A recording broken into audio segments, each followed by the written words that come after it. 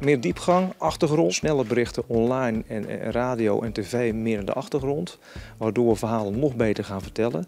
Reportages op tv en radio. Ze blijven, maar worden steeds meer online op internet bekeken. Via de smartphone bijvoorbeeld of tablet. Die snelle berichtgeving blijft erg belangrijk, maar de kijker en luisteraar wil meer. We merken dat de Zeeuwen heel erg tevreden zijn over onze snelle berichtgeving. Maar veel meer willen weten over sommige nieuwsfeiten en het hele verhaal nog meer van ons willen horen. Dus daar gaan we op inzetten. Dat betekent wel keuzes maken. Zo zal de ochtendradio-uitzending vanaf maandag om 7 uur beginnen in plaats van 6 uur. Is Zeeland nu al vanaf 5 uur 's middags te zien en zal Omroep Zeeland structureel in plaats van een uur een half uur tv maken. We gaan onze capaciteit dus iets anders inzetten.